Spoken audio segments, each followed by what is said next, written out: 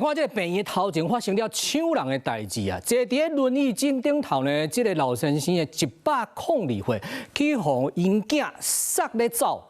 因为呢，你看伊是一个102岁的老大人，不过在其他人的眼内呢，伊是一个会走的。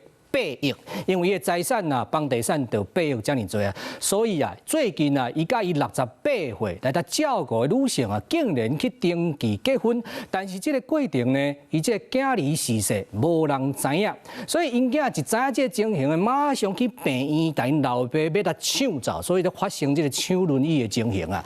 因囝拢咧怀疑啊，若毋是因老爸有8亿的财产，这个68岁来他照顾的这个人。会想要嫁予一个102岁的老人吗？上100岁老长寿才出病院，家属就用走表的速度甲人杀走。看人互带走，牵手拉线看裤，跪伫涂骹好。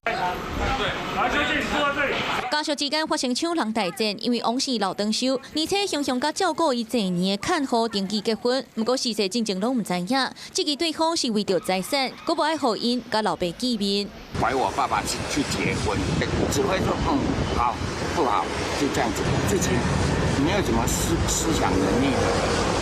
所以律师才会建议我们去法院申请监护权。事实质疑老爸认知已经退化，是互结婚，唔是家己想要结婚。根据户政事务所结婚的登记流程，双方的当事人爱照身份证、户口名簿、佮结婚书约，附两个年满18岁证人签名，证人唔免到场。户政事务所的人员伫咧问当事人确认资料了后，就会办理结婚登记。台北市中山区的户政事务所强调有详细确认老长寿的意愿。正常回答的情况下，而且他回答是我们询问的那个内容答案的话，我们才会受理啊。如果说今天他答非所问的话，我不会受理。家属甲看护那上法院，老长寿的意识甲意志，就是婚姻敢有效的关键。将聚焦在长者在结婚登记的当时是否意识清楚，并且出于自由意愿。反之，如果法院认为长者在结婚登记的当时因为疾病或是老化导致意识能力的欠缺，则有可能被认定婚姻无效。这场婚姻关系到继承财产，老长寿的配偶甲逝世各人有各人的主张。不过逝世若无法度提出证据来证明老长寿的意识能力欠缺，恐惊敢会当接受老爸